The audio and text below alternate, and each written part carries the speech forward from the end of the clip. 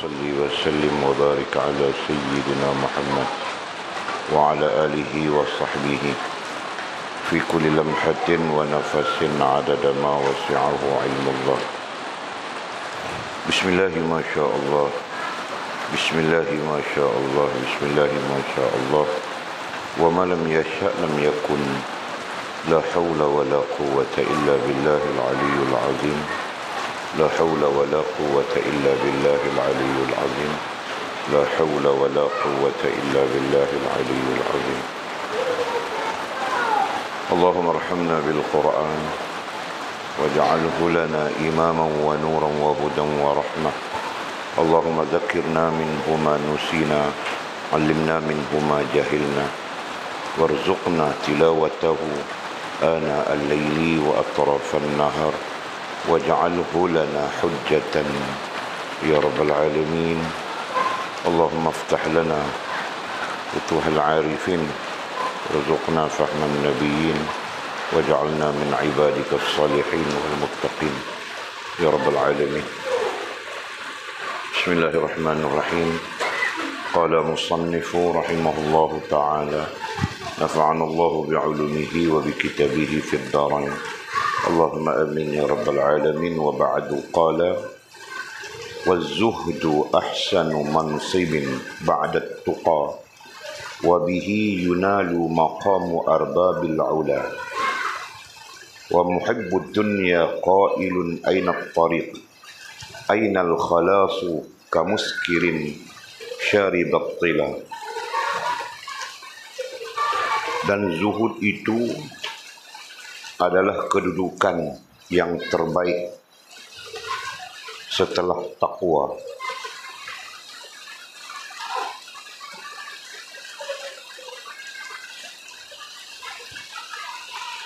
Dengan zuhud itu dapat diperoleh kedudukan, yakni darjat orang-orang yang mulia. Orang yang cinta dunia itu selalu berkata di mana jalan, yakni untuk zuhud, di mana bisa lepas, yakni dari dunia.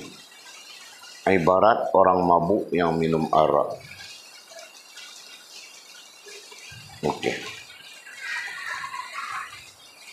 Jadi kita sambung daripada kitab kita Hidayatul Azkiyah, masih lagi dengan wasiat yang ketiga. Wasiat yang ketiga. Nah, jika berdasarkan kepada kitab ini Hidayatul Azkiyah, kita masih lagi kita sedang membincangkan wasiat yang ketiga. Betul kan ni? Wasiat yang pertama apa? Yang kedua? Yang ketiga? Nah, okey. Bagus, ingat macam itu. Nanti sampai tiada kitab pun kau ingat saja. Hidayatul Azkiyah begini. Dengan kebanyakan kitab begini. Itu. Okey. Jadi pada hari yang lalu kita berbincang sudah, sekurang-kurangnya kita meneroka meneroka makna zuhud. Nah, itu kita meneroka makna dan pemaknaan sifat zuhud. Jadi sekurang-kurangnya kita ada makna tersendiri selain daripada makna-makna yang digariskan oleh para ulama. Nah, kita ada makna tersendiri ataupun kesimpulan daripada makna-makni yang telah kita kutip daripada huraian para ulama. Okey, yang penting ya bagi kita memahami bahawa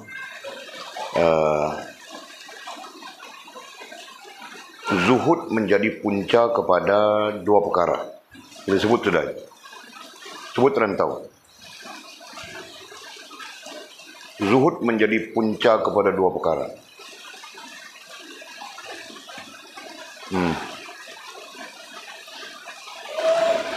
Ada tabitnya kan?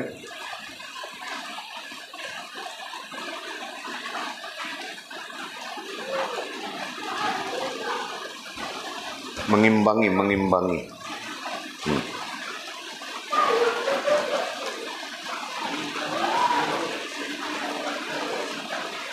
Ada berapa? Zuhud mengimbangi berapa perkara di situ? Berapa hal di situ?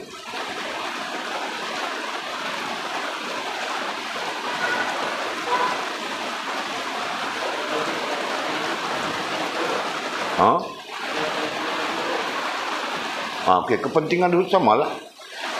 Apa?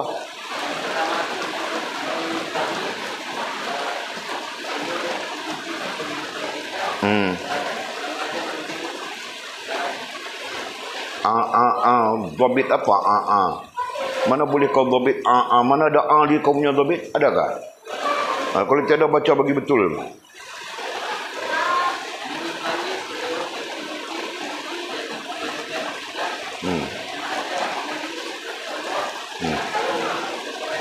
Okey, lagi satu.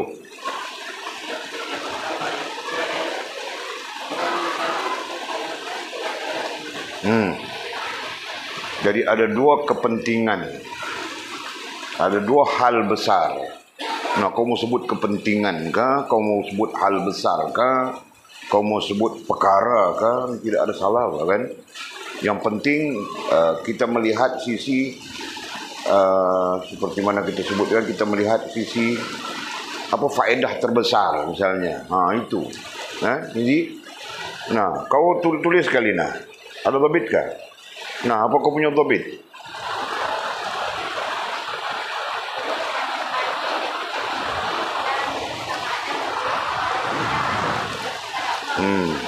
Okey.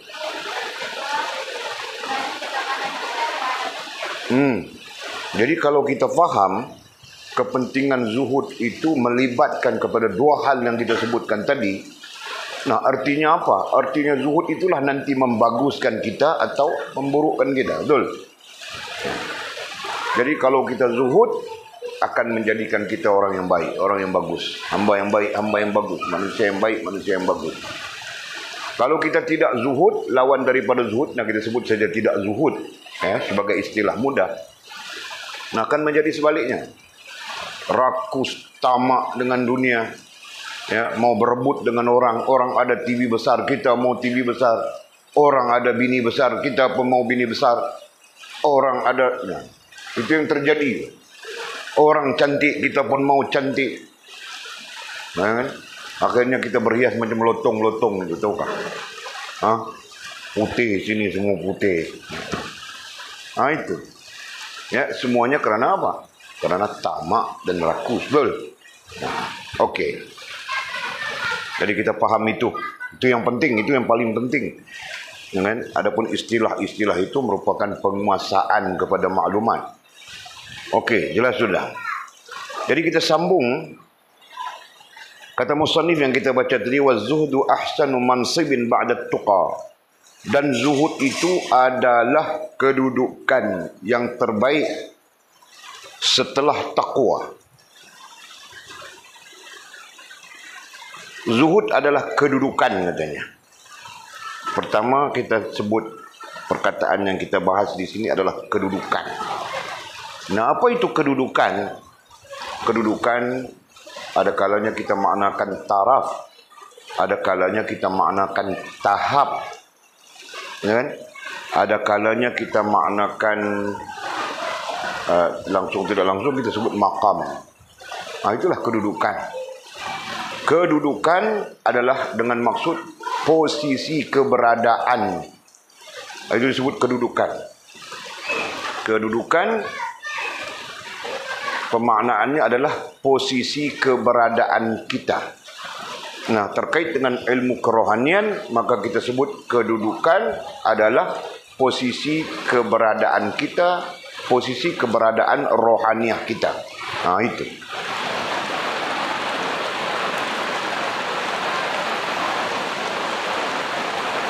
Dan zuhud itu adalah kedudukan, posisi keberadaan rohaniah kita.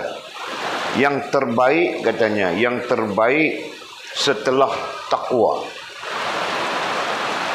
Di sini datang perkataan setelah Setelah dengan makna past tense, setelah dengan makna selepas.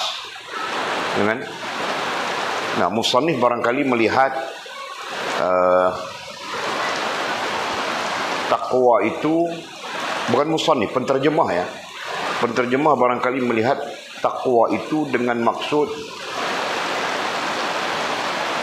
dengan menyeluruh, takwa dengan menyeluruh ya. Kalau kita rujuk di dalam syarah lain, nah mereka memaknakan takwa itu dengan khauf. Mereka tidak memaknakan dengan takwa. At-tuqa ba'da at-tuqa disebutkan khauf. Itu dalam syarah ya. Dalam syarah Kifayatul Atqiya. Jadi di terjemahan ini disebut takwa ba'da at-tuqa dengan makna setelah takwa. Jadi kita belajar sudah takwa itu adalah sifat yang holistik, sifat yang menyeluruh, betul kan? Sampai-sampai Al-Quran menyebut ittaqullaha haqqa tuqatih, takutlah kamu kepada Allah. Nah, perkataannya tetap saja takut, sebutannya takwa. Sedangkan takut itu ada perkataan lain, betul? Nah, apa perkataan lain bagi menyebut takut? Mimi, khauf, ya kan? Ya, dalam mata rantai sifat 9 sifat rohaniyah mukmin, nah khauf menjadi salah satu sifat. Nah, ini menjelaskan kepada kita bahwa takwa itu adalah komprominya, kesatuannya 9 sifat rohaniyah itu. Betul kan? Bukan satu. Nah, jika satu tidak disebut sebagai takwa, disebut sebagai khauf saja. Nah, jika menyeluruh 9 sifat, melibatkan 9 sifat, nah baru disebut sebagai takwa. Jelas ya? Okey. Jadi perkataan musannif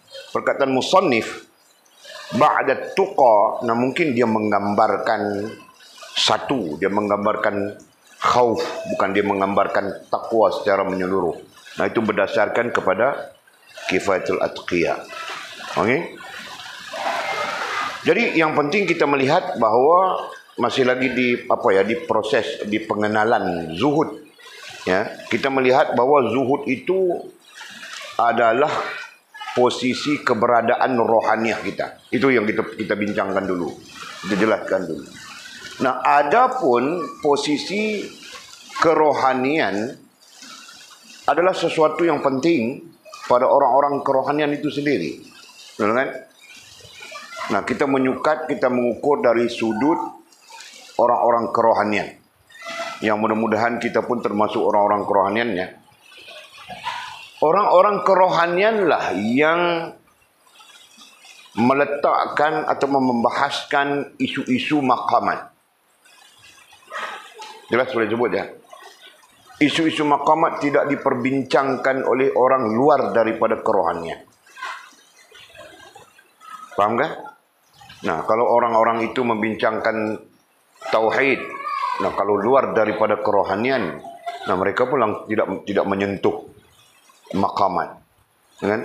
Apalagi orang-orang yang membincangkan fiqh, membincangkan rubu' ibadat khususnya, nah mereka pun tidak menyentuh maqamat. Orang-orang yang membincangkan ilmu tasawuf, ya, jika di tahap pertama itu, tahap tasawuf tahap pertama, tahap amali misalnya, nah mereka pun tidak akan menyentuh isu-isu kerohanian. Ya, yang menyentuh isu-isu kerohanian adalah tasawuf irfani dan ke atas, begitu. Paham tak? Nah, sebab itu orang-orang yang membincangkan tasawuf irfani dan ke atas itu dipanggil langsung tidak langsung dipanggil orang-orang kerohanian. Nah, kerana itu, dan apabila mereka terlibat dengan membincangkan tasawuf irfani, tasawuf falsafi, ataupun disebut membincangkan kerohanian, nah langsung mereka akan membincangkan maqamat. Betul kan? Nah, jadi sisi lain kita mau menyatakan bahawa maqamat ini adalah hal yang penting, ilmu diri yang penting. Nah itu, ya, tentang maqamat, tentang posisi keberadaan kerohanian kita. Nah, ini merupakan hal yang penting. Kenapa dilihat sebagai penting? Nah, kerana dengan motivasi posisi kerohanian itu juga menyebabkan kita melakukan amal, ya. kita semakin melakukan amal untuk menggerakkan posisi-posisi keberadaan kerohanian kita ketika itu kepada tingkat ataupun tahap yang lebih tinggi. Nah, ia sejajar dengan pahaman kita terkait Allah terima diri kita, terkait sempurna hubungan dengan Allah Subhanahu wa taala. Jelas betul. Nah, apalagi kita telah memahami kesimpulan tahap sempurna hubungan dengan Allah SWT. Nah, itulah tahap salihin, syuhada, siddiqin.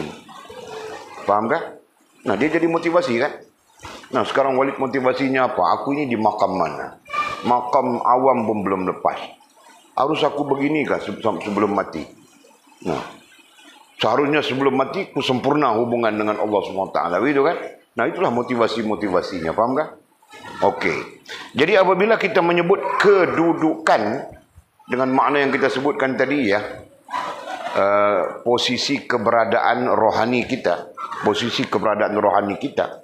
Nah, ini menuntut kita supaya mencari dan melihat di mana posisi keberadaan rohani kita. Betul kan?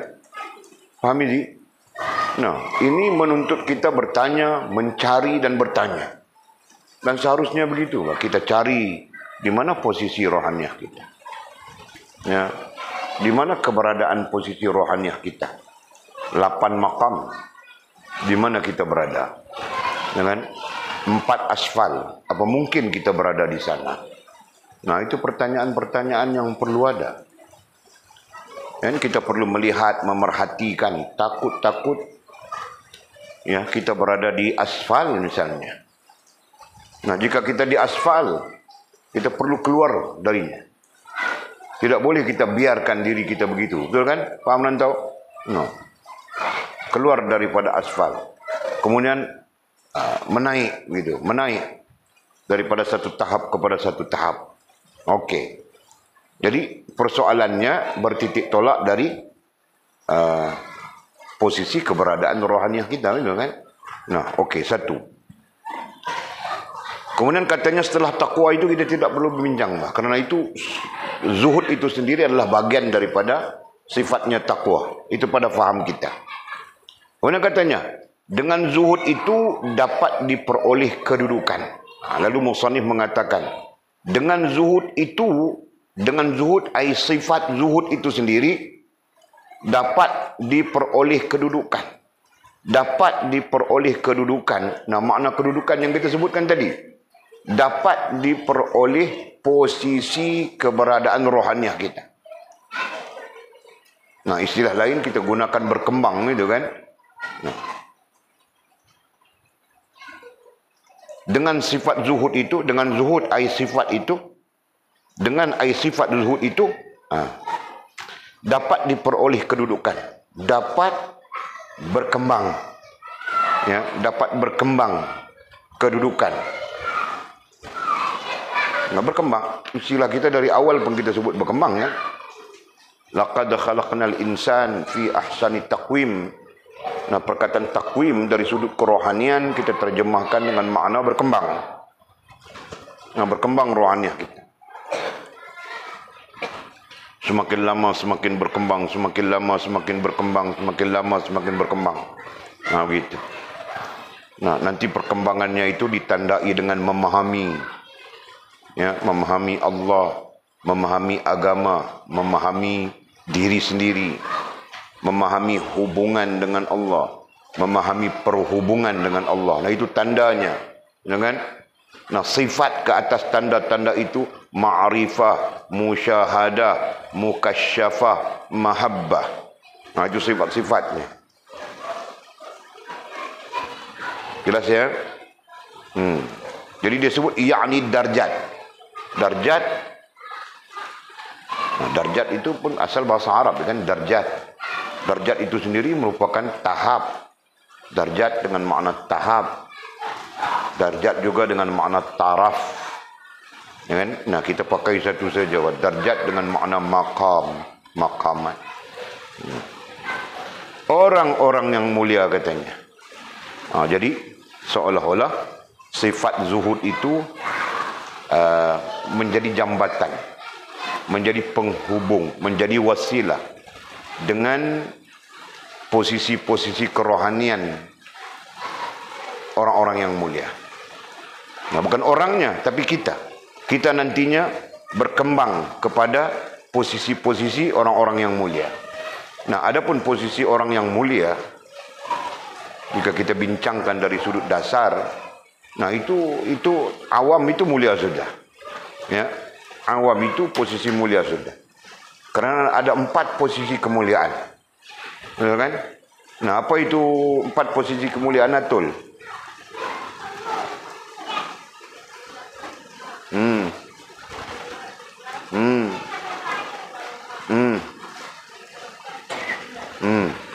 Nah, ada 4 posisi kemuliaan. Pertama himmah, kedua izzah, ketiga karamah, dan yang keempat mu'jizat. Nah, itu semuanya posisi-posisi kemuliaan. Jadi kita mau menyebut posisi kemuliaannya ataupun kita mau menyebut posisi makamnya, nah di sana ada gambaran masing-masing, betul kan? Dan semua posisi-posisi makam, nah itu adalah kemuliaan. Cuma tahap kemuliaan saja berbeza, kan, di sisi Allah Subhanahu wa taala. Okey, jadi langsung tidak langsung dapat kita fahami pada matan ini bahawa zuhud ini boleh menjadi jambatan, boleh menjadi penghubung untuk kita mencapai satu persatu tahapnya maqamat. Jelas ya? Nah. Kemudian kata musannif,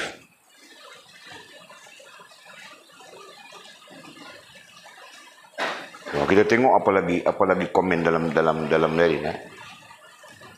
Komen daripada kitab Kifatul Atqiya, katanya zuhud adalah paling afdal darjat. Ini Kifatul Atqiya ya. Zuhud adalah paling afdal darjat. Yakni maqam. Nah, dalam Atqiya, Kifatul Atqiya, dia pun menyebut maqam saja. Yakni maqam. Sesudah takwa kepada Allah Subhanahu wa taala.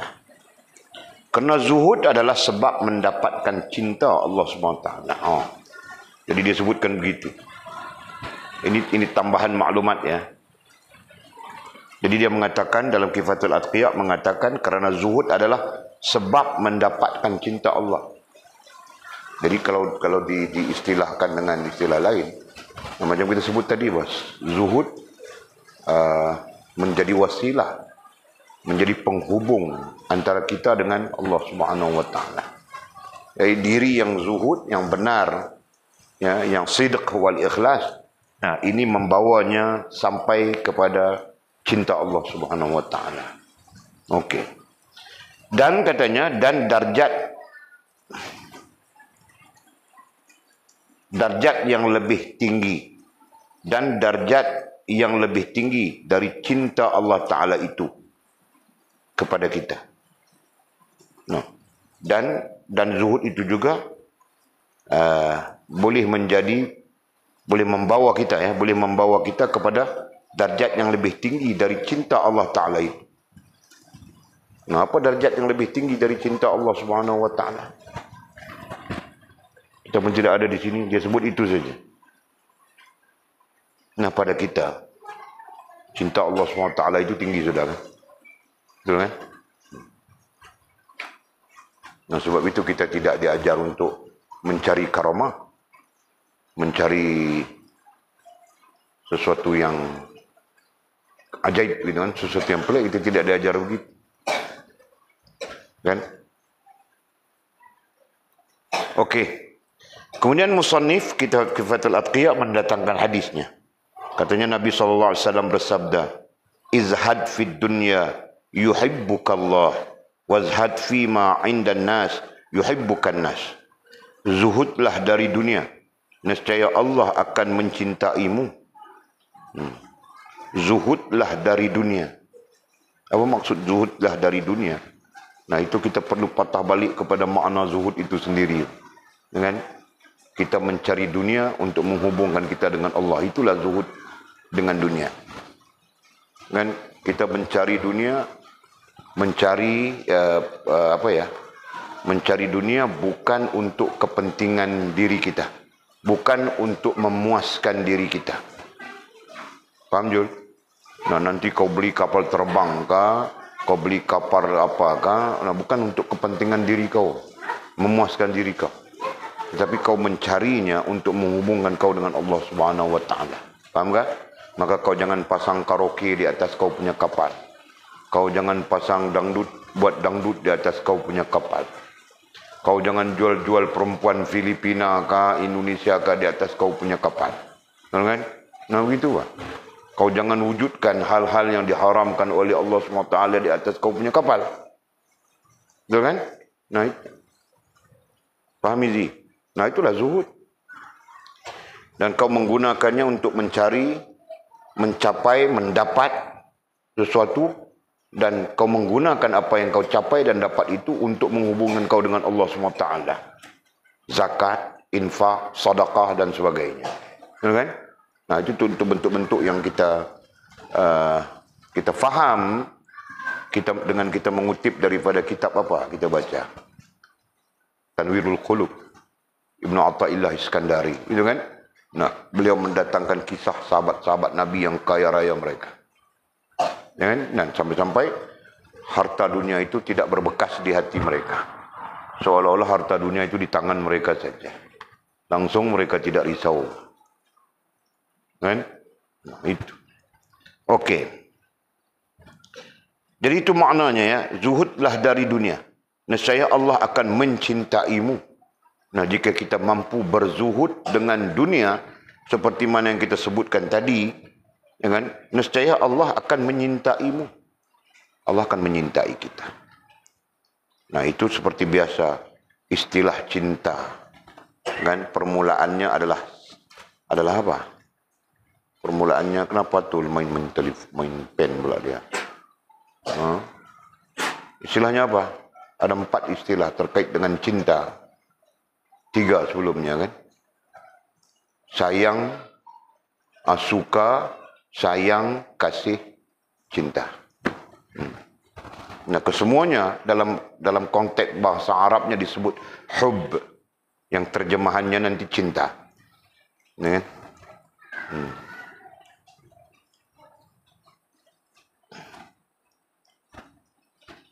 Nah, bahasa kita mungkin banyak istilah, tapi bahasa Arab dia mau bilang aku cinta kamu, ana uhibbuka kata dia. Aku suka kamu pun ana uhibbuka. Ya kan? Betul kan? Nah, mana ada lagi perkataan Arab, walaupun Arab itu adalah perkataan yang kanzun. Perkataannya adalah gudang. Banyak perkataan, tapi terkait dengan hal itu, ini pakai satu istilah saja. Dan satu istilah itulah disebut dengan kepelbagaian makna. Ya. Okey. Kemudian katanya, dan zuhudlah dari apa yang ada pada manusia. Kemudian yang kedua, wazhud fi ma indan nas. Dan zuhudlah dari apa yang ada pada manusia. Apa maksudnya itu? Apa saja yang ada pada manusia? Nah, kita zuhud. Maksudnya apa? Kita jangan terpengaruh apa? Ya. Nah, dia ada bini besar, kita jangan terpengaruh dengan dia apa? Biarlah dia bini dia besar, kita bini kecil sudahlah. Makan sikit, besar makan banyak. Contoh kan? Nah. Kalau kecil dia makan ikan 1 ekor, nasi 1 pinggan, pun sudah. Kuah Maggi punya serbuk saja aku. Serbuk Maggi itu saja buat kuah. Kan? Nah, cukup. Kalau dia besar, dia mau KFC 2 kilo. Nah, rebah kau. Nah, Mizi? Nah, gaji 1 hari RM50. KFC saja RM45. 1 bakal apakah? Nah, rebah kau, ha? Contoh ya. Jadi, dan zuhudlah dari apa yang ada pada manusia. Nah, kita zuhud saja. Biarlah mereka ada apapun. Tidak mempengaruhi kita. Kenapa Nabi sebut begini? Kerana memang menjadi tabiat buruk manusia. Suka terpengaruh dengan orang lain. Kan? Nah, orang ada, dia pun mau ada. Orang rajin sembahyang, dia tidak mau. Nah, itu masalah. Kan? Sebab itu Nabi SAW bersabda, apa? La hasada illa fisnain. Tidak ada hasad kecuali dua perkara. Yang lain semuanya berdosa besar. Kan? Kecuali dua perkara saja. Nah, kita lihat orang yang berilmu lagi soleh. Nah, kita pun mau berilmu dan soleh juga. Nah, hasad itu tidak masalah. Kan? Nah, lagi satu apa? Melihat orang senang, orang yang hidupnya senang, dengan berusaha, dengan mencari, dengan berusaha. Nah, dia pun berhasrat untuk hidup senang dengan berusaha sendiri, bukan zalim menipu orang lain. Faham kan? Nah, itu dibenarkan. Yang lain-lain itu dimurkai oleh Allah Subhanahu wa taala. Jelas ya? Nah, dari kerana itu bersabda Nabi, dan zuhudlah dari apa yang ada pada manusia. Zuhud itu sifatnya kita, yang perlu ada pada kita. Gitu kan? Dan apa yang ada pada manusia itu berupa mungkin kelebihan-kelebihan dan sebagainya. Seperti mana sabda Nabi SAW. Seperti mana firman Allah Subhanahu wa taala. Dalam surah apa? Kita belajar daripada Futhul Ghaib. Dan janganlah pandangan matamu dipengaruhi oleh apa yang kami berikan kepada mereka, yang berupa ujian.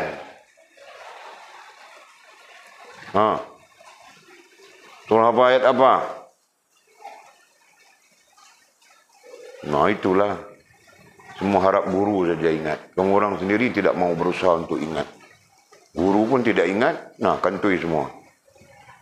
Nah, aku mana larat mau ingat banyak-banyak apa? Tahu tak? Tadi Umi datang suruh aku menikah seorang lagi pula. Aku ini tolak saja, tidak mau sudah. Disuruh pula menikah seorang lagi. Kemana itu? Nah, jadi aku pun fikir-fikirnya, aku tidak ingat semuanya, ingat itu saja.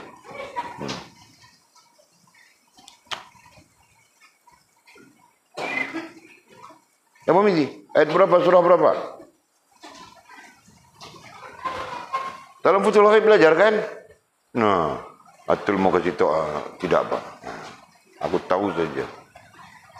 Dan janganlah pandangan matamu dipengaruhi oleh apa yang kami berikan kepada orang lain sebagai bunga. Katanya Zahratul hayatid dunya, sebagai bunga kehidupan dunia.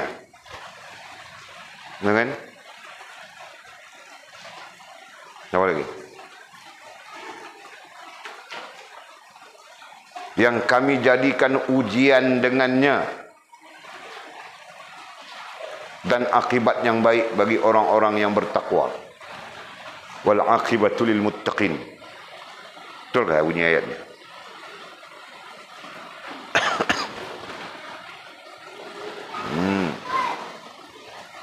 Kau hafalkan Mimi ayat itu kan? Sudah kan?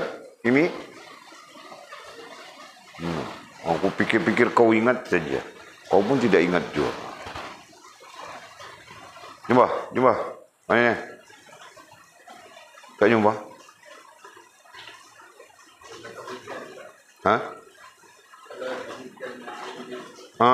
Betul lah tu. Wala tamuddanna 'ainaika illa ma matta'na bihi azwaja. Kan?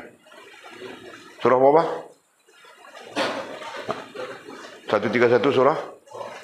131 surah Taha. Nah, 131 surah Taha. Nah, itulah maksud. Jangan maksud apa ya? Zuhud dari apa yang ada pada manusia. Nah, kenapa? Karena apa yang ada pada manusia itu, setiap manusia merupakan ujian baginya. Dia kaya, nah itu ujian kepadanya. Kita miskin, nah itu ujian kepada kita. Jelas ya? Dan kita tidak perlu terpengaruh. Kenapa tidak perlu terpengaruh? Nah, ayat itu menyatakan Zahratul hayatid dunya kan? Nah. Baca mana ni ayat tu, kita dengar sekali. Berkat. Taranum Hijaz.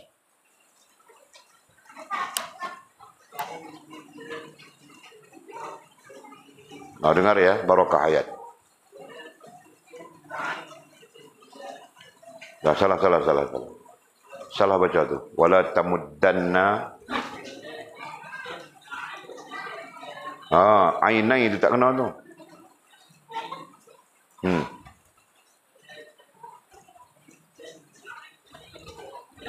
Ainaika illa. Ha? Kaila. Kaila, okey.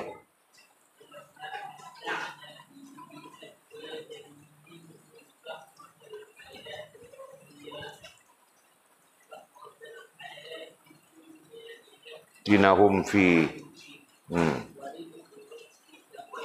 wa abqa, dan apa yang daripada Tuhanmu itulah yang kekal. Kan? Nanti pulang baca ya. Cari ya. Jangan tinggal di kitab saja. Nah, di kitab pun tidak ada, Pak. Tinggal di mulut wali cakap saja. Kamu orang tidak cari langsung. Pulang nanti kuki tidur. Nah, besok bangun kuki malam tidur. Kalau mengaji esok mengaji sikit.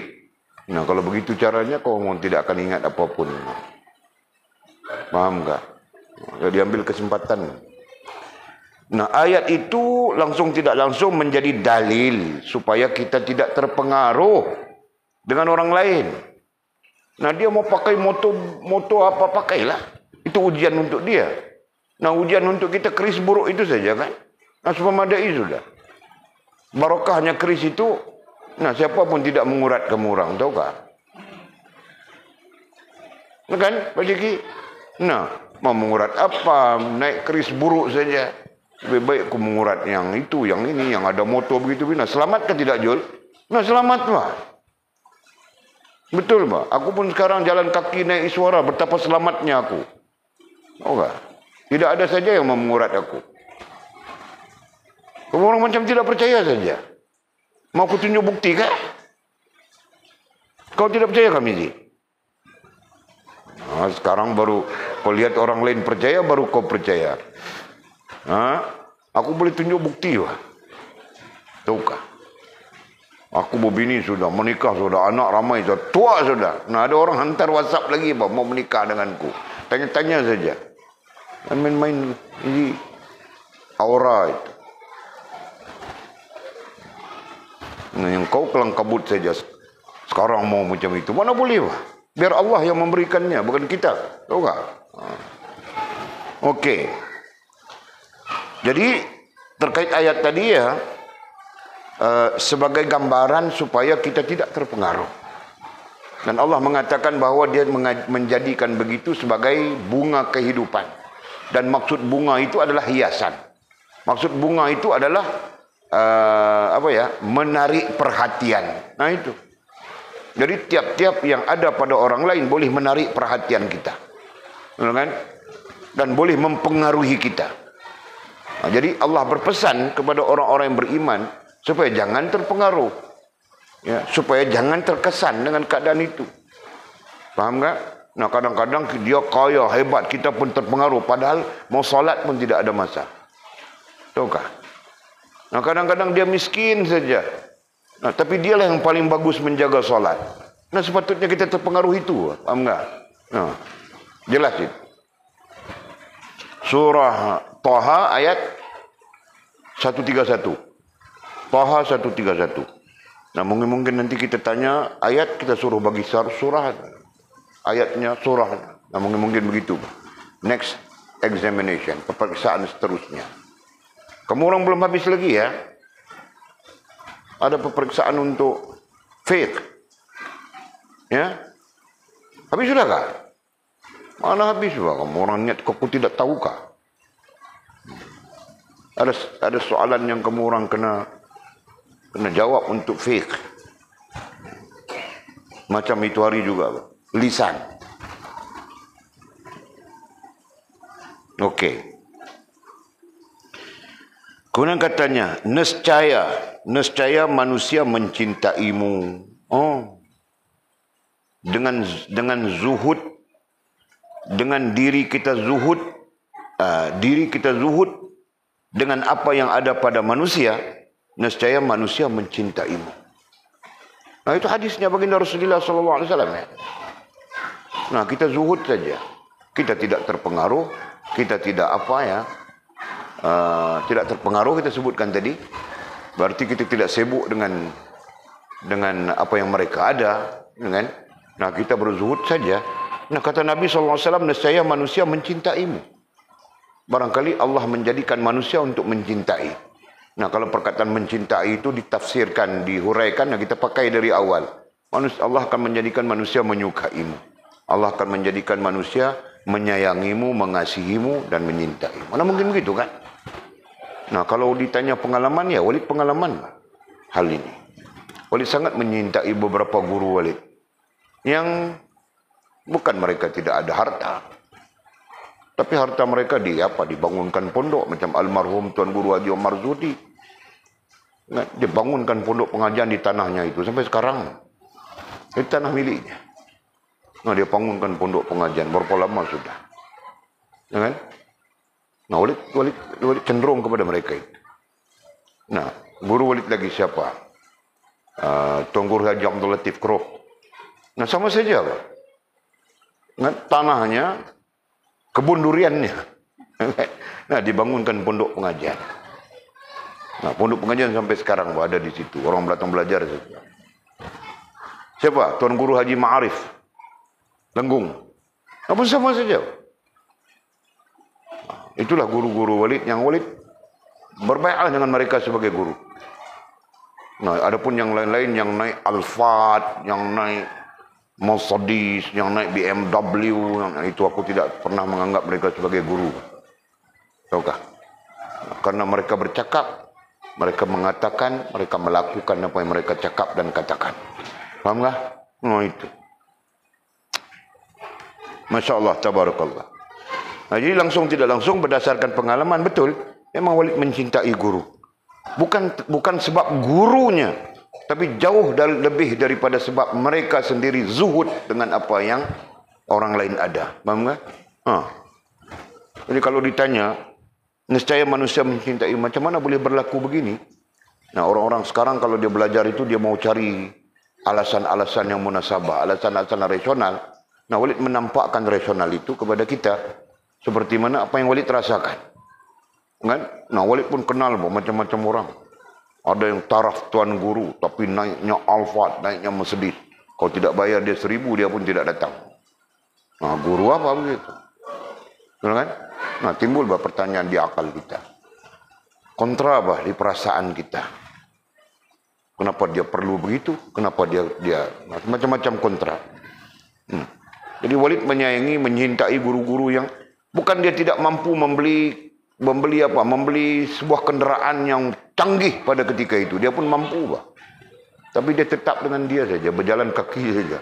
Almarhum Tok Guru Haji Ma'arif, Bang Jan kita dekat dengan Tok Guru Haji Ma'arif. Kira Tok Guru Haji Ma'arif. Lenggung tak kena? Jauh. Nah, dia jalan kaki saja. Dia menoreh getah pagi, dia dapat RM20, 10 untuk pondok, 10 untuk dia. Nah, 10 untuk dia pun kadang-kadang jadi untuk pondok juga RM20 itu. Nah, pada ketika itu, menoreh getah, jual getah, dapat RM20. RM10 tetap saja dia kasih kepada pondok. RM10 lagi diambil untuk dia.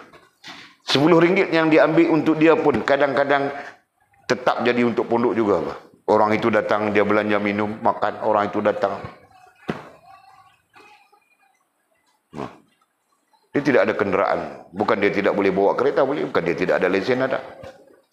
Tapi dia tidak ada kenderaan sampai mati. Nah, Walid tanya dia, kenapa Tuan Guru tidak beli kenderaan? Buat apa? Dia tanya Walid, buat apa? Nah, untuk pergi mengajar.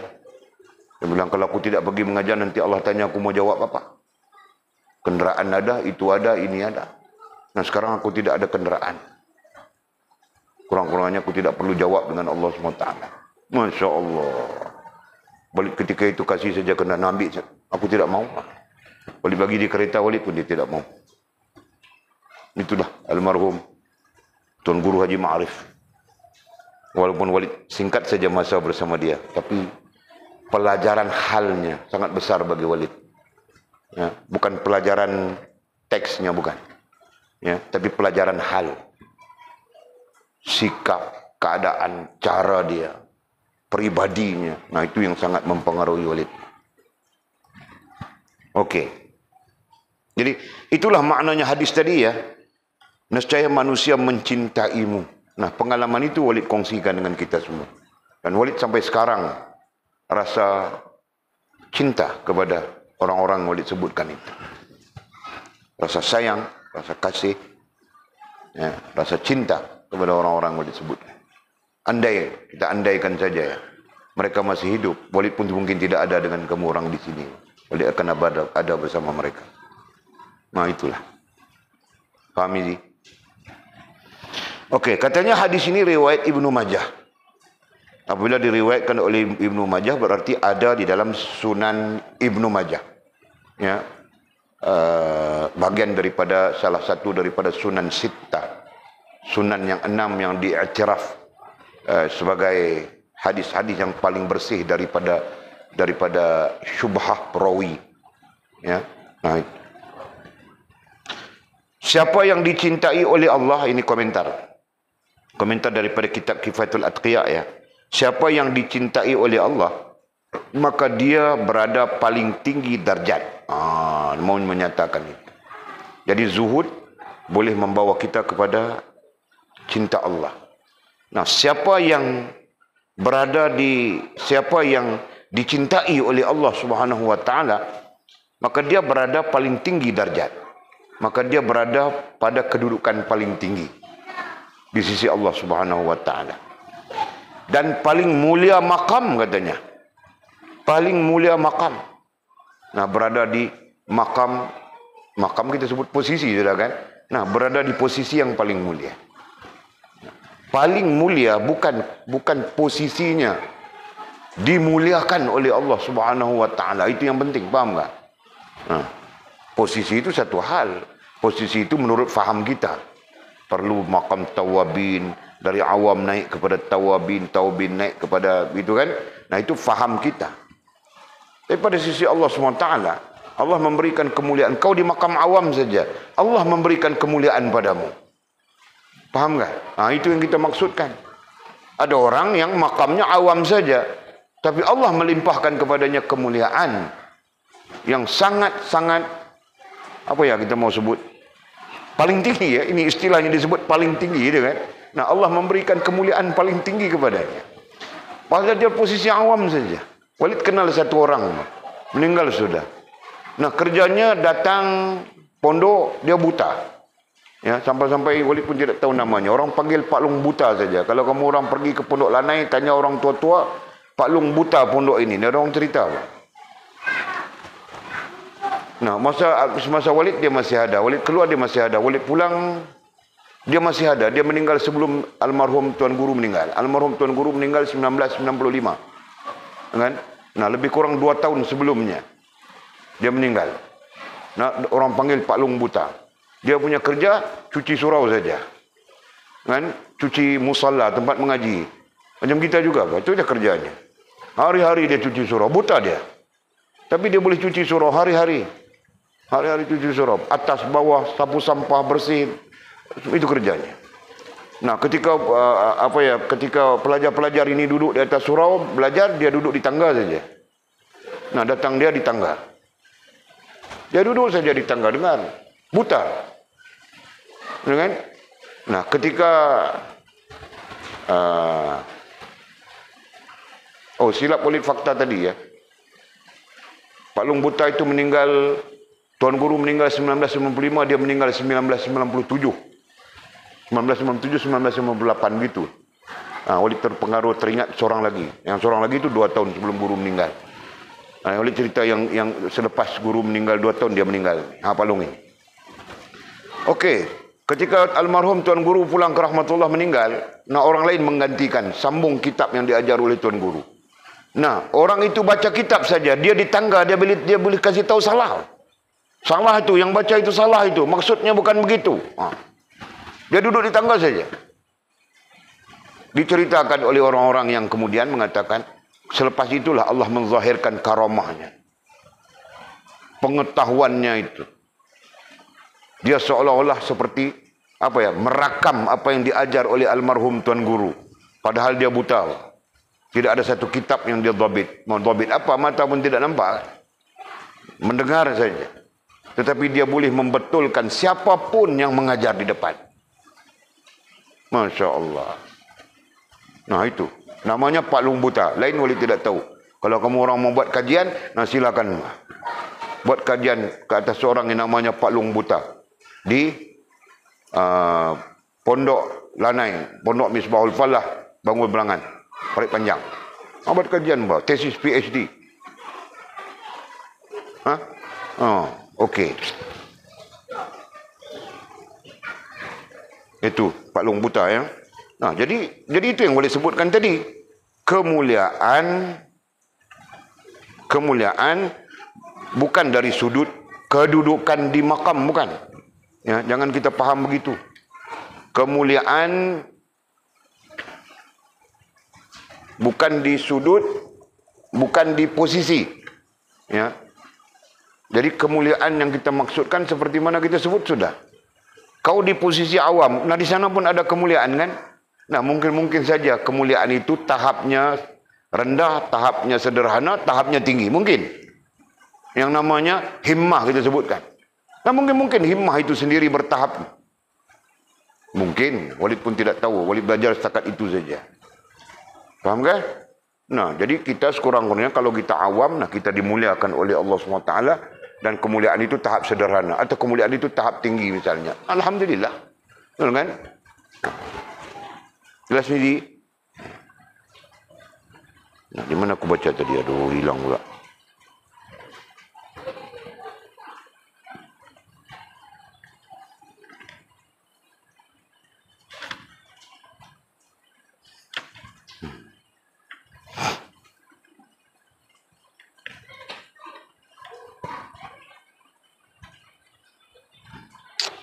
Aduh.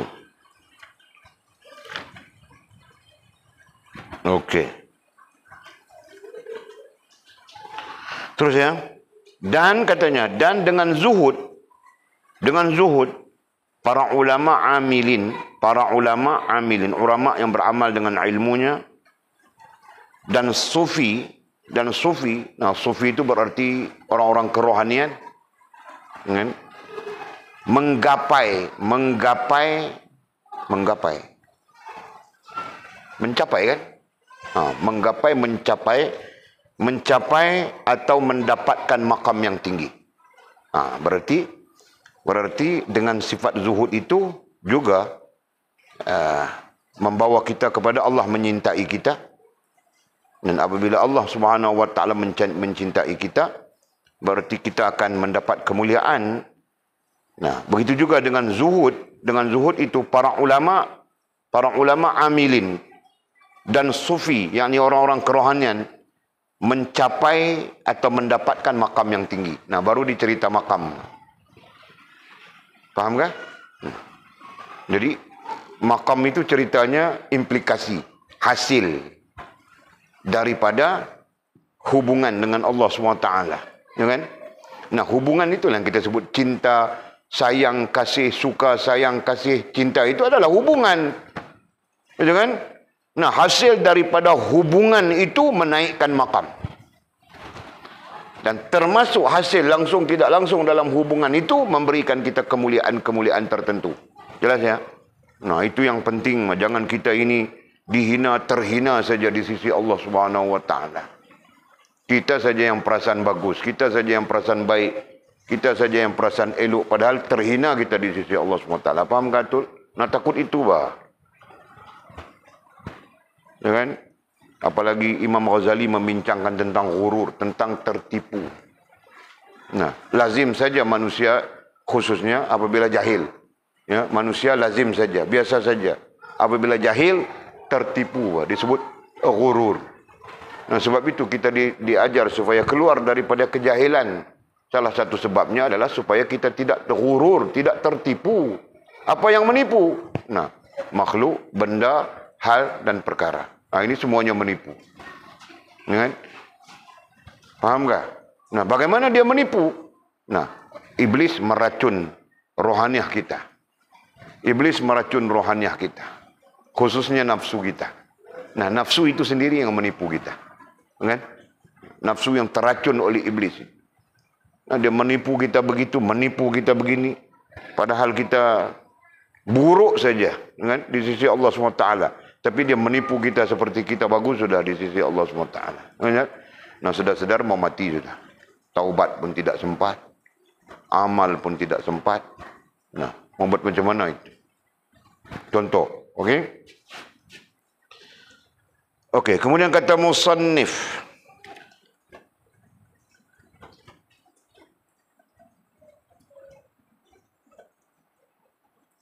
Habis sudah ya. Kemudian kata musannif wa muhibbud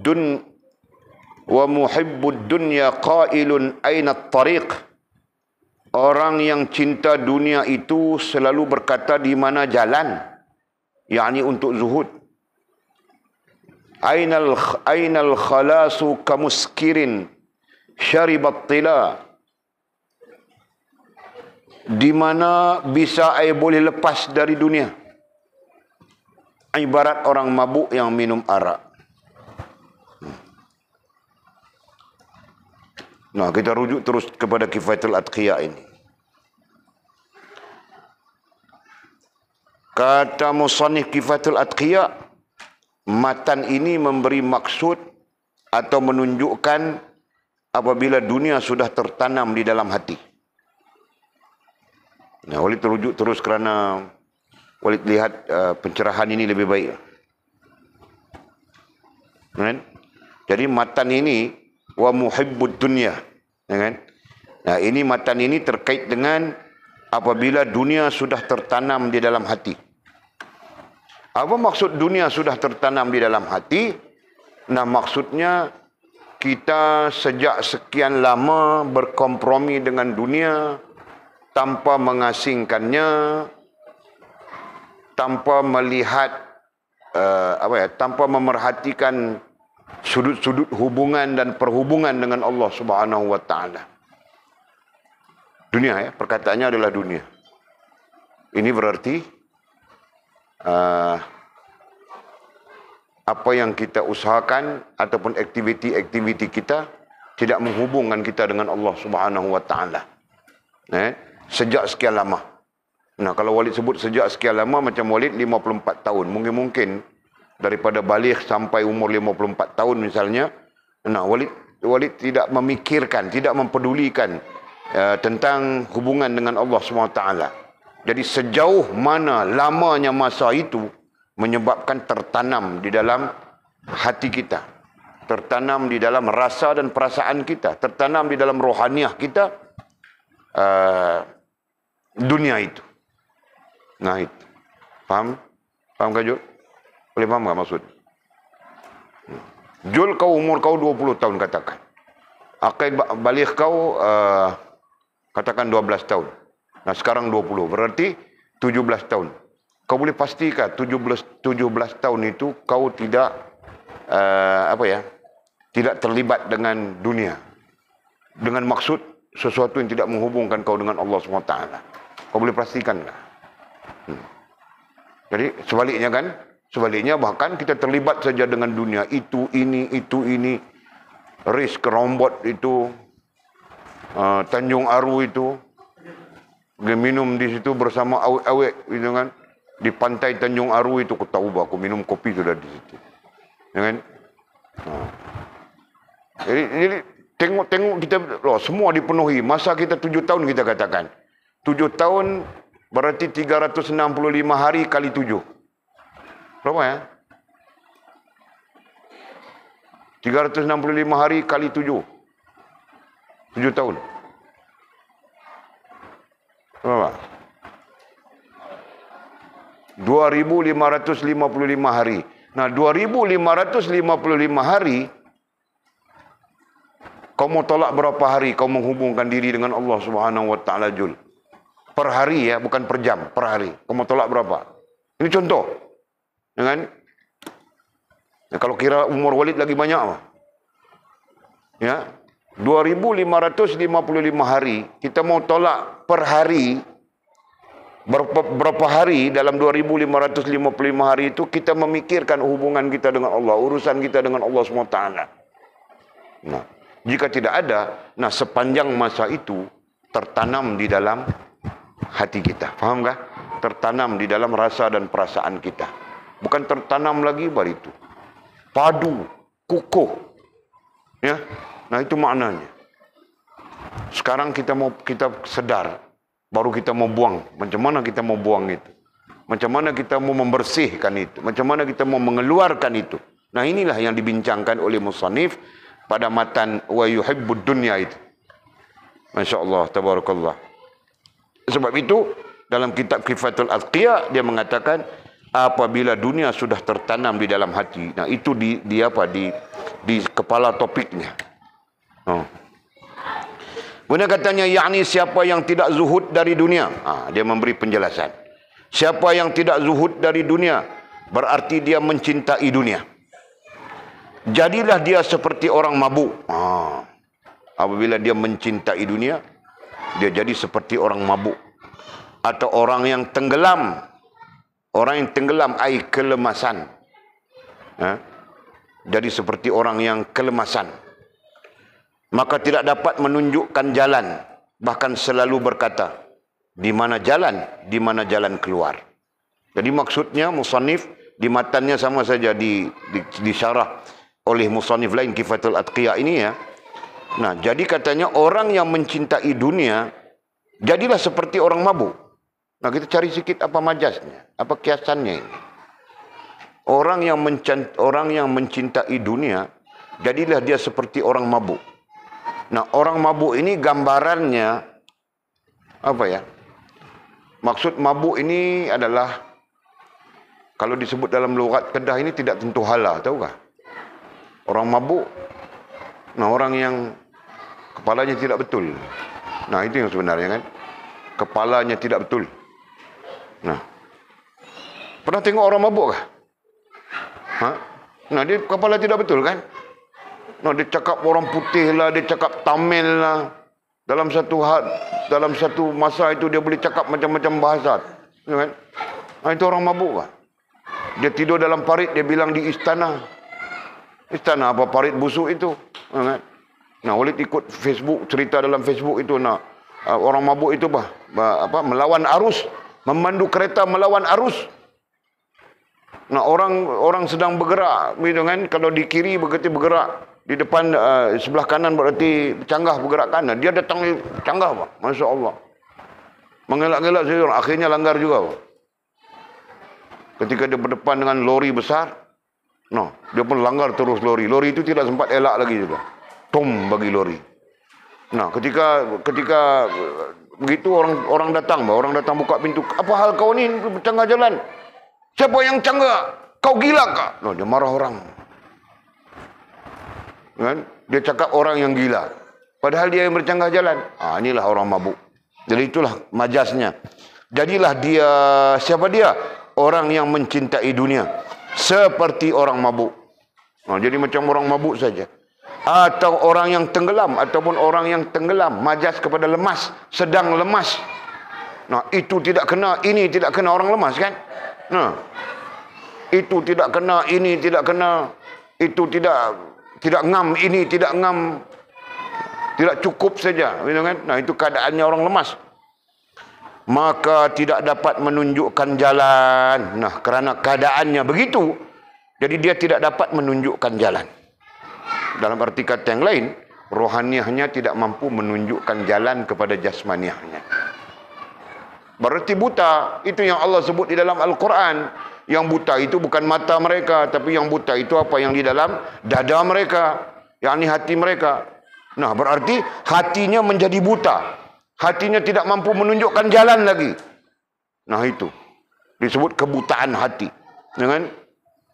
Jadi apabila hati buta, berarti hati tidak mampu menunjukkan jalan. Bahkan selalu berkata, bahkan orang-orang yang seperti orang-orang yang mencintai dunia itu tadi ya, kita sebutkan, selalu berkata, di mana jalan keluar. Selalu mereka bercakap begitu. Mereka seolah-olah buntu. Tidak tahu jalan keluar untuk menyelesaikan apa yang kita sebutkan tadi. Untuk menyelesaikan majas kiasan mabuknya mereka, untuk menyelesaikan kiasan tenggelam lemasnya mereka. Nah, itu. Ya, padahal jalan keluar itu ada pada rohaniah kita, betul kan? Nah, itu. Okey. Panjang mau membaca ini. Kemudian kata musannif, Kifayatul Atqiya, syarah ya. Hal itu kerana sibuk zahirnya dengan mencari dunia. Nah, kenapa terjadi begitu? Kerana sibuk zahirnya dengan mencari dunia dan sibuk hatinya dengan menginginkannya. Jadi ada dua sebab.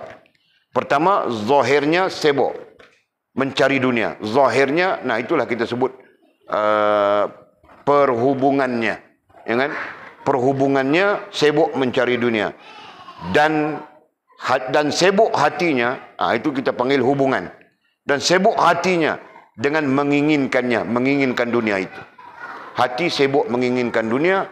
Nah, kemudian zahirnya berarti jasmaniahnya sibuk mencari dunia. Nah, akhirnya hubungan tidak berlaku, perhubungan pun tidak berlaku. Hubungan rosak, perhubungan pun rosak. Kerana apabila dunia itu sudah tertanam di dalam hati. Nah, kenapa begitu? Kerana dunia sudah tertanam di dalam hati. Tertanam dengan maksud terpengaruh, dipengaruhi. Nah, itu. Ya, tertanam dengan maksud terpengaruh, dipengaruhi dalam hati kita. Jadi susah sudah. Sekarang pun susah sudah. Mau tinggal telefon saja tidak boleh, macam hilang nyawa saja, tahu tak? Kenapa kau tidak boleh tidak ada telefon? Saya ingat mau kontak mamak saya. Mamak itu 1% saja. Ayah itu 1% saja. Baki 98% adalah awet. Kan? Adalah balak-balak itu. Nah itu. Mamak 1% saja kau ingat. Ayah 1% saja kau ingat. Yang menyebabkan kau perlu kepada telefon. Tidak ada telefon rasa seperti mau mati. Nah. Itu tadi. Dunia itu tadi. Betul kan? Dunia yang namanya perempuan bagi lelaki. Dunia yang namanya lelaki bagi perempuan. Yang disebut balak-balak. Balak-balak. Okey. Okey, sudah. Jadi katanya, Maka pertama, akan nampak pada anggota tubuh seorang hamba dengan bermusuhan dan saling membunuh kerananya. Maka katanya, maka akan nampak pada anggota tubuh. Akan nampak pada anggota tubuh, yakni pada jasmania. Seorang hamba dengan bermusuhan. Apa maksudnya? Maksudnya saling bermusuh, kan? Saling bermusuh, saling tidak berkasih sayang kan? Kalau isunya patutnya kita diajar berkasih sayang, betul kan? Tetapi kerana dunia mereka bermusuhan, betul kan? Nah, macam orang poligami menikah banyak kan? Patutnya isteri dengan isteri itu berkasih sayang, seperti suami berkasih sayang, betul kan? Nah, mana ada isteri dengan isteri boleh berkasih sayang? Mana ada? Ada apa bukan tidak ada, betul kan? Ada. Tetapi kenapa lazimnya tidak boleh berkasih sayang, jadi bermusuhan? Kenapa? Nah, kerana dunia. Dunia mempengaruhi mereka. Dunia mempengaruhi hati. Kalau di sini disebut hati saja, gitu kan? Nah, itu yang menyebabkan terjadinya permusuhan, bermusuhan. Bahkan jauh lebih besar daripada itu, saling membunuh. Saling membunuh kerananya, saling membunuh kerana dunia. Betul. Mungkin bunuh ini isu besar. Ya, dan menjadi satu kepayahan. Kalau bunuh itu menjadi satu kesenangan, nah banyak orang kena bunuh kerana dunia, betul kan? Berebut tanah saja bunuh-bunuh. Berebut bini pun bunuh-bunuh. Nah, kami di sini pengalaman orang berebut bini, tahu tak? Kami di sini. Nah, kau mana tahu orang berebut bini? Kau pernah dengar tak? Masya Allah. Orang berebut mau berbini saja sampai, nah, ada orang yang meninggal kan, cucunya mamak ni tinggal meninggal di situ. Nah, itu berebutnya bini-bini, tahu tak? Dia mau menikah dengan orang ini. Nah, orang yang satu lagi sihir dia. Nah, kalau sihir itu diterjemahkan dengan membunuh, nah memang membunuh apa itu? Faham tak? Nah, kenapa begitu? Kerana dunia yang tertanam tertancap. Nah, apa istilah kita mau pakai di dalam hati? Bukan Allah, bukan keagungan, bukan kebesarannya, dunia. Allah, Masya Allah. Yang kedua, dan Allah cabut sifat qanaah dari hatinya. Orang yang cinta dunia, nanti Allah cabut sifat qanaah dari hatinya. Sifat qanaah. Qanaah dengan zuhud dekat-dekat saja maknanya kan. Nah, sampai-sampai kita baca di dalam ini, dalam Kifatul Atqiya, lazim saja qanaah dengan zuhud. Zuhud dengan qanaah. Jadi qanaah itu dikatakan memadai, sedangkan zuhud itu dikatakan tidak suka, berlebihan, kan? Nah itu. Yang ketiga, dan Allah cegah ia dari kecerdasan orang zuhud. Yang ketiga, orang yang cinta kepada dunia, Allah mencegah, Allah menegah ia dari kecerdasan. Dari kecerdasan dan kecerdikan, boleh pakai ya. Kecerdasan ai kecerdikan orang zuhud. Allah sendiri yang menegah. Allah sendiri yang menegah, menghalang orang-orang yang cinta dunia daripada memiliki kecerdasan orang zuhud. Nah, ini sekaligus membawa maksud orang yang zuhud membawa kepada kecerdasan. Betul Pak? Kemudian kata musannif Kifatul Atqiya, sesungguhnya hati jika tidak merasa cukup, maka tidak akan merasa puas. Nah, itu terkait dengan zuhud itu tadi. Hati kita kalau tidak diajar untuk merasa cukup, maka tidak akan merasa puas. Nah, hati kita sentiasa tidak rasa puas saja. Melainkan kita ajar, ya, kita didik hati kita untuk rasa cukup dan memadai. Walaupun telah memiliki dunia dengan semua isinya, bahkan kita memiliki dunia dan segala isinya pun, tetap saja kita merasa tidak puas. Maka bagaimana dapat dia diberi taufik kepada ketaatan jika demikianlah hati kita? Bagaimana untuk mendapat taufik dan ketaatan? Nah, ini saya payah bagi kita kan. Nah, karena itulah orang yang mau membersihkan dirinya perlu keluar daripada cinta dunia. Nah itu. Okey. Kemudian kata musannif, nanti kita sambung. Sambung yang mana? Habis kita sambung. Watruk minal azwaji man ma sa'adat. Kita sambung di sana. Kemudian kata musannif, wallahu a'lam.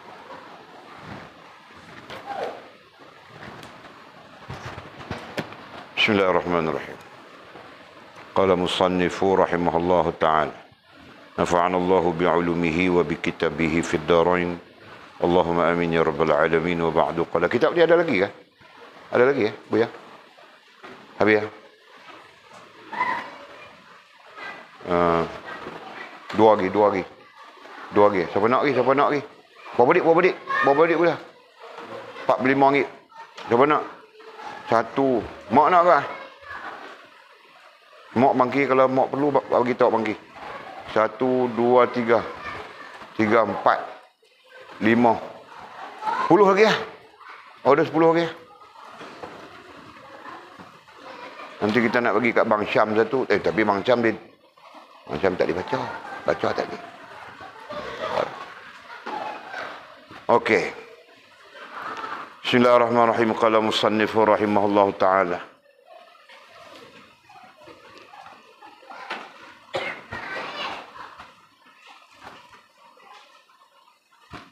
Irsyad Ahlul Bait dan sahabat Nabi. Nah, kita masuk kepada muka surat 11.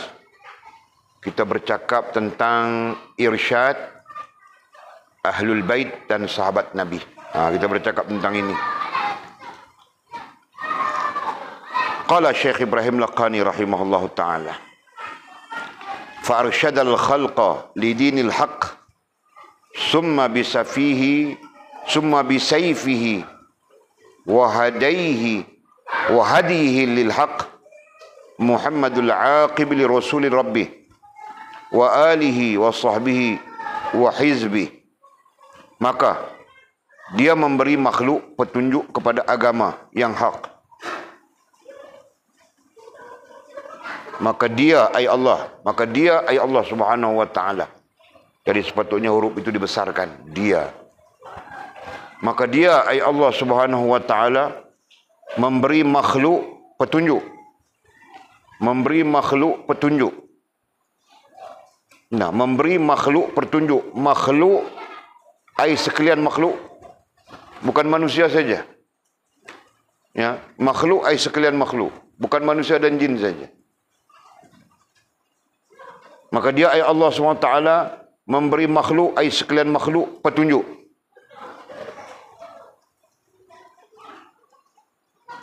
Kepada agama yang hak.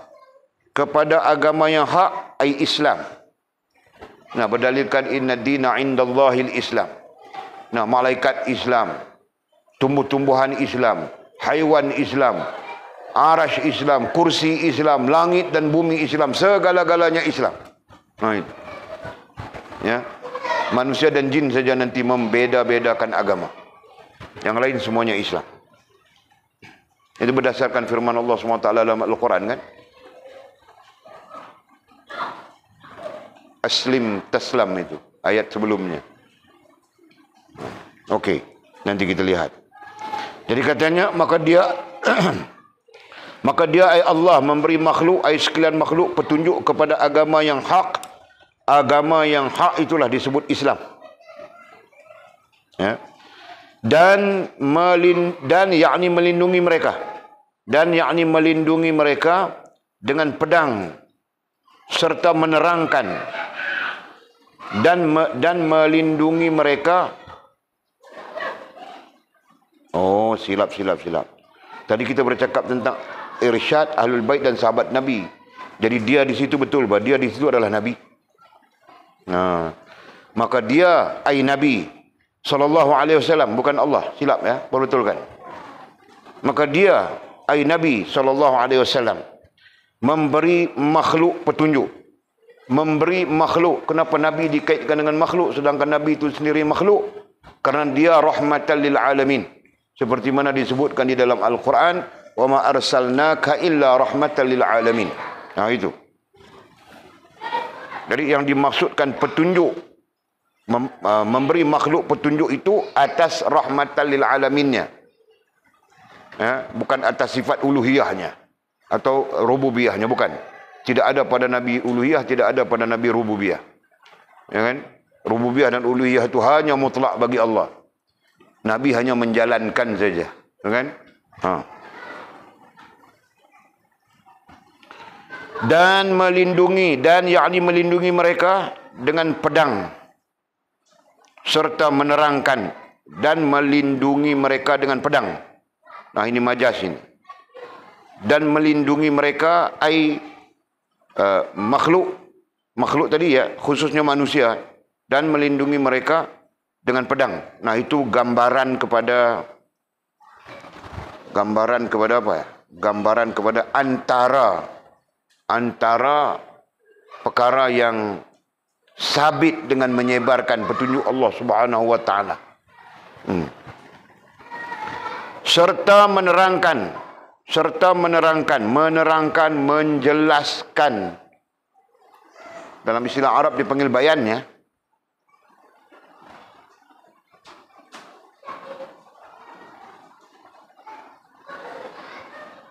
Serta menerangkan, dalam istilah Arab dipanggil bayan. Nah, yubayyin misalnya. Serta menerangkan, menjelaskan. Menerangkan ay menjelaskan dengan Al-Quran dan Sunnah. Nah, itu kita tidak bincang, kita terjemah saja. Yakni katanya, yakni Muhammad sallallahu alaihi wasallam yang mengakhiri semua utusan Tuhannya, yang mengakhiri ay nabi terakhir, wala nabiyya ba'di. Nah, itu hadisnya. Ana nabiyul akhir wala nabiyya ba'di.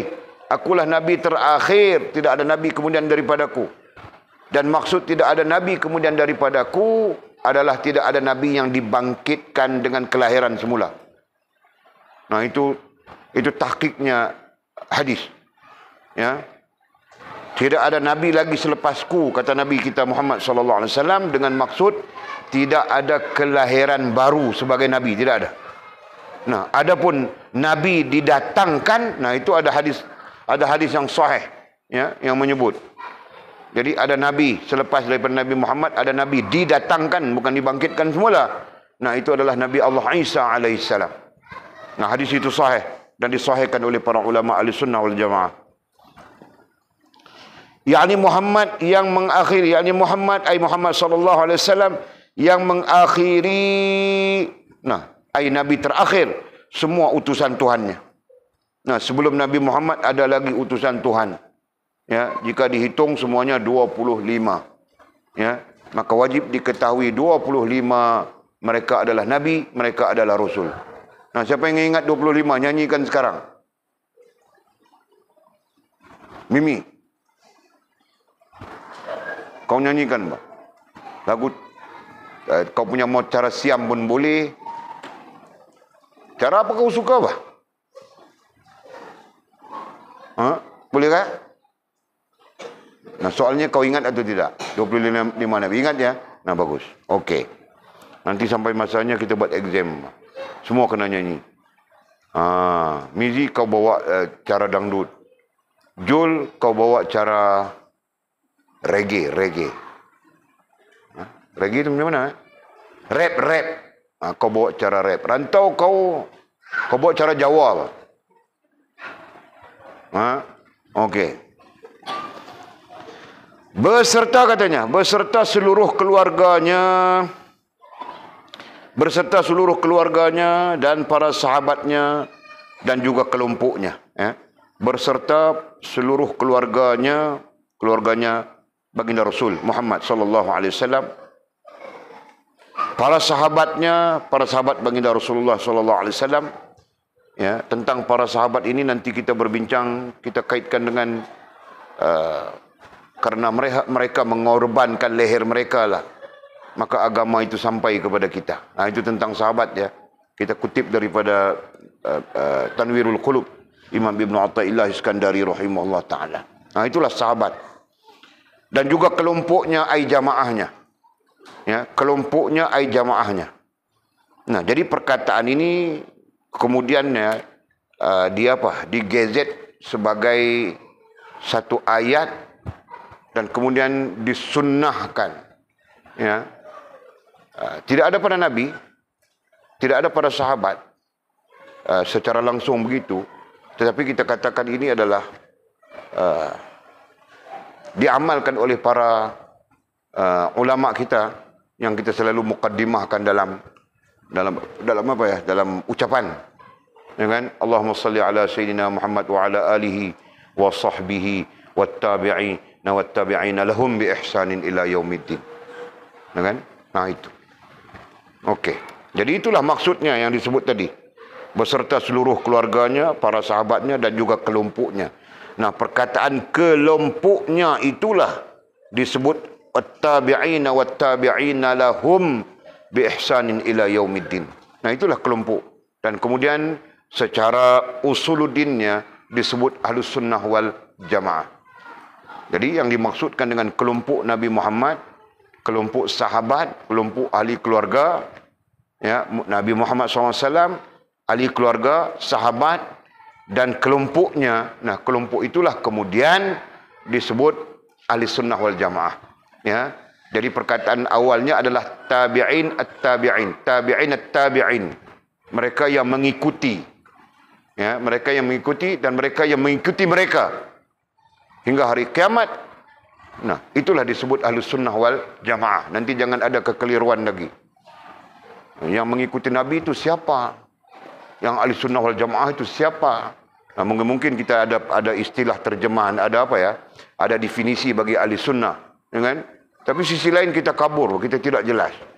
Nah, jadi yang namanya Ahli Sunnah itu adalah gambaran kepada kelompoknya Nabi Muhammad sallallahu alaihi wasallam. Adalah gambaran kepada orang yang mengikutnya Nabi Muhammad sallallahu alaihi wasallam.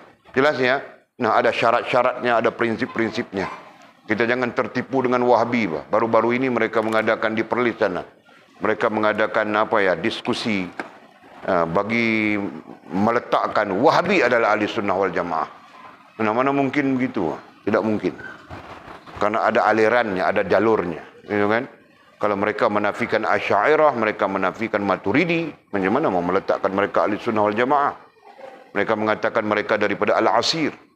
Kami bukan Asy'ariyah, kami bukan Maturidi, kami adalah Al-Asir. Nah, padahal Al-Asir tidak pernah mengatakan Abu Hasan Asy'ari, Abu Mansur Maturidi itu sebagai kelompok-kelompok sesat. Ya, Ibnu Al-Asir, pernah dengar tak? Nanti belajar sampai situ. Yang mempengaruhi Ibnu Taimiyah antara lain adalah Ibnu Al-Asir. Okey? Nah, alang-alang mau belajar sampai situ Mizi, baru fikir menikah, tahu tak? Ini baru ini saja mau menikah sudah. Tidak kasih menikah pun susah. Mimpi saja, pagi-pagi mimpi saja, pagi-pagi mimpi saja.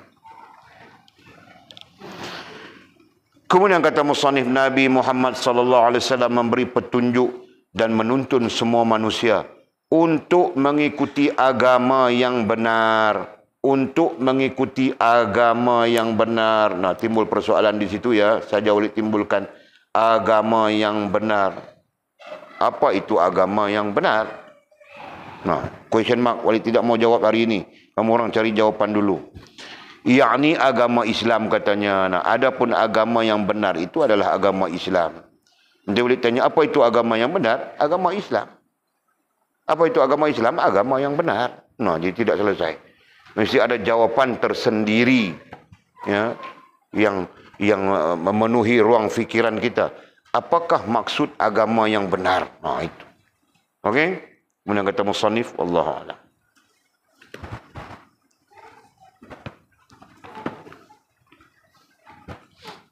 Nah, kalau ada semua dah ada ni, Walid laju saja ya. Dalam kajian kitab kita laju saja. Kita baca terus saja.